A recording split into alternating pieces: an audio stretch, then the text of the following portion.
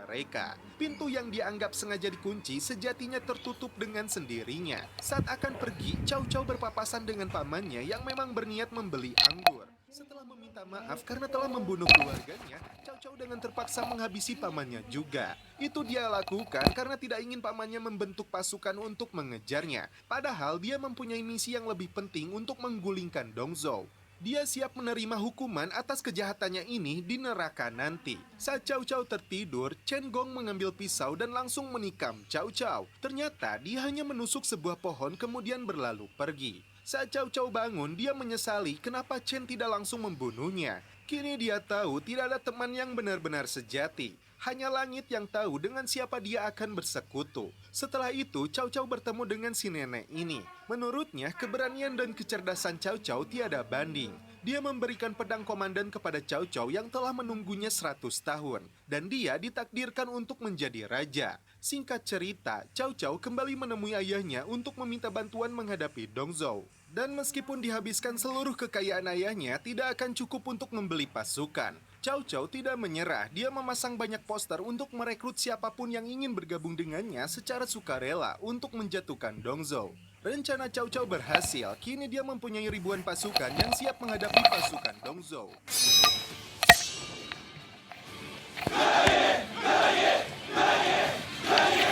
Kembali ke ketiga kesatria yang akhirnya mendapatkan juga senjata pamungkas dari nenek ini. Setelah itu, mereka melanjutkan perjalanan menuju Gunung Pendekar untuk bergabung dengan aliansi.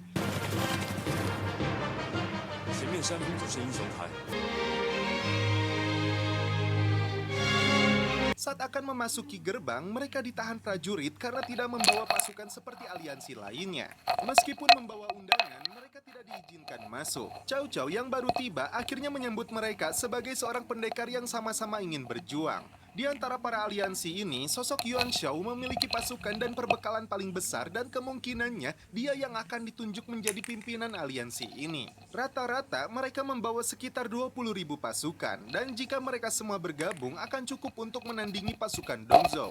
Saat hendak bersulang, tiga kesatria meminta kehadiran mereka dihargai. Setelah memperkenalkan diri, mereka kembali direndahkan karena tidak mempunyai jabatan dan pasukan. Bahkan mereka kembali ditertawakan saat menyebutkan profesi sebagai tukang rujak babak. Ketika yang lain terus menertawakan, Cao Cao tetap menerima mereka karena keberanian dan tekad untuk membantu negeri ini dari kedoliman Dong Zhou. Liu Bei menyarankan kepada aliansi untuk menggunakan jalur Hulau meskipun mereka akan dihadapkan langsung dengan Lu Bu. Mereka semua akhirnya bersulang. Cao Cao kemudian menunjukkan sebuah dekrit dari kaisar. Setelah ditelusuri, dekrit itu palsu dan hanya sebatas tulisan tangannya sendiri. Mereka semua terkejut, namun bagi Cao Cao bukanlah dekrit yang harus mereka permasalahkan. Kini mereka membuat kesepakatan siapapun yang berhasil lebih dulu menyelamatkan kaisar, dia akan diangkat menjadi komandan besar. Sementara itu, Dong Zhou masih terlena dengan selir-selirnya. Padahal pasukan Sun Jian dari aliansi telah menembus garis pertahanan mereka di Hulao. Lu Bu langsung mengajukan diri untuk melawan mereka, namun Hua Xiong dan pasukannya yang diizinkan oleh Dong Zhou. Di balik tebing, Cao Cao mendapat kabar kalau Sun Jian dikalahkan oleh Hua Xiong.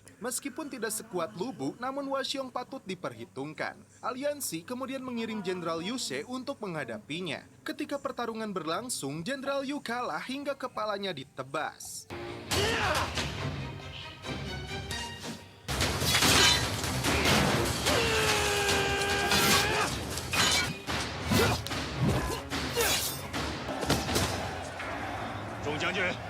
Tak lama kemudian, Pan Feng yang mengajukan diri untuk melawannya. Padahal Guan Yu akan maju, namun Cao Cao menahannya. Untuk ketiga kalinya, mereka tidak berhasil menumbangkan Hua Xiong.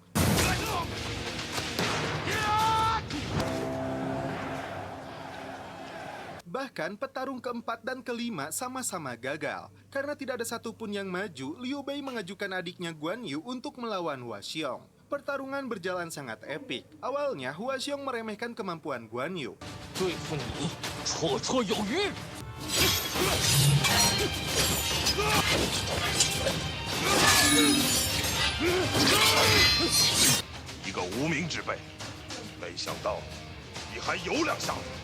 Saat giliran Guan Yu menyerang, tidak butuh lama baginya memenggal kepala Hua Xiong.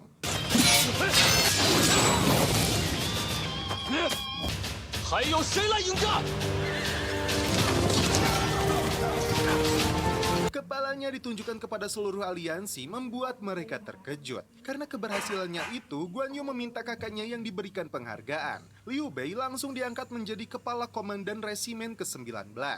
Mereka akhirnya mengaku kemampuan 3 rakyat biasa ini. Pasukan aliansi melakukan serangan ke benteng pertahanan musuh.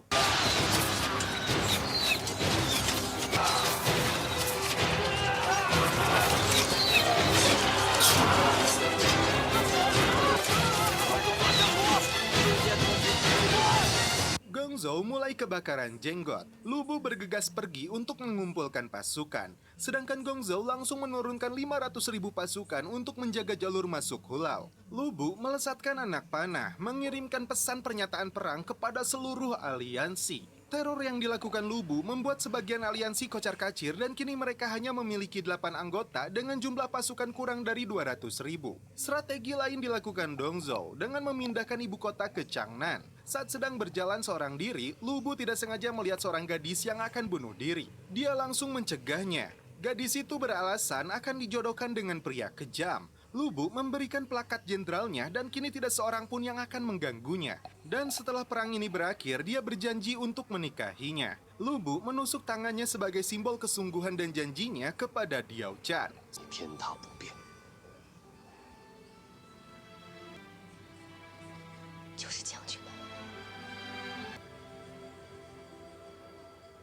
Sementara itu, Cao Cao dan Liu Bei menguji kemampuan diri mereka dan pedang yang sama-sama berasal dari kastil si nenek. Guan Yu memberi semangat kepada 20.000 pasukannya yang akan menghadapi 30.000 pasukan Lu Bu. Pasukan aliansi akan mengepung Hulau dari 4 penjuru sekaligus. Gong Qin Bang.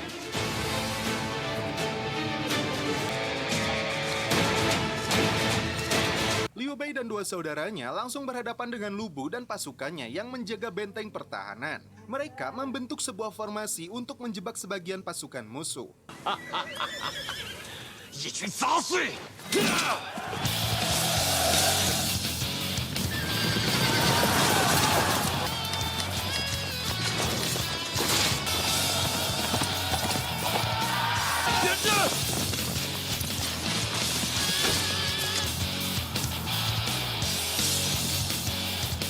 Guan Yu kembali menunjukkan kemampuan pedangnya yang memiliki kekuatan super. Sedangkan Cao Cao menyerang dari arah yang berbeda persis di tepi jurang. 3 kesatria perkasa ini dengan mudah menumpas pasukan Lu Bu dengan senjata mereka.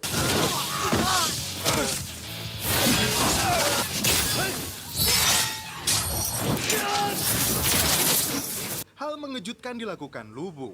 Tombak rampasan itu bahkan memiliki kekuatan super yang jauh lebih dahsyat.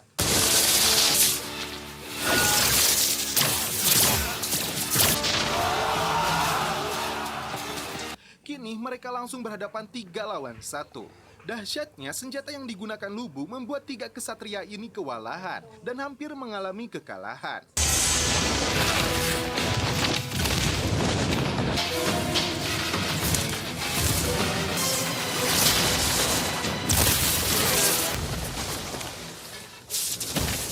Teringat ucapan si nenek bahwa senjata mereka ditempa dari darah dan akan semakin kuat ketika darah pemiliknya bersatu dengan pedang itu. Mereka bertiga kemudian melukai diri mereka dengan pedang tersebut. Pertarungan kembali berlanjut.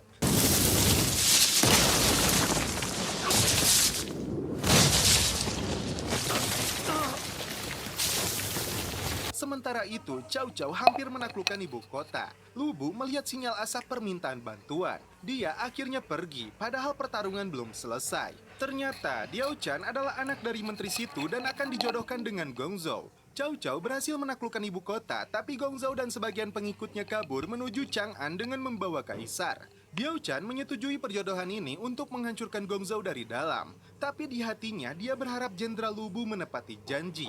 Bagi Cao Cao, dia belum menuntaskan misinya jika belum menyelamatkan kaisar. Beberapa tahun kemudian, Cao Cao dan pasukannya datang mengunjungi 3 kesatria yang kini memiliki pasukan berbaju hijau. Cao Cao mengungkapkan segel giok dipegang oleh Sun Jian dan itu artinya juga dia akan menjadi sasaran pihak lain yang menginginkan kekuasaan.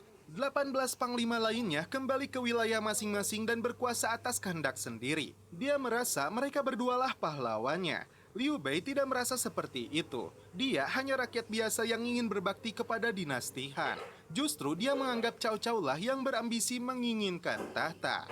Dan setelah itu film pun berakhir. Oke guys, bagaimana menurut kalian alur cerita film dari Dynasty Warrior ini? Hal bagus yang dimiliki oleh Dynasty Warrior justru terlihat dari segi teknikalnya. Salah satu yang paling kentara adalah set desain bertema kolosal yang ditampilkan secara menawan, seakan membawa penonton masuk ke berbagai landscape tanah Tiongkok yang indah. Dibarengi dengan sinematografi dan scoring ala kekaisaran Tiongkoknya, menikmati kekolosalan temanya jauh lebih memuaskan dibanding narasi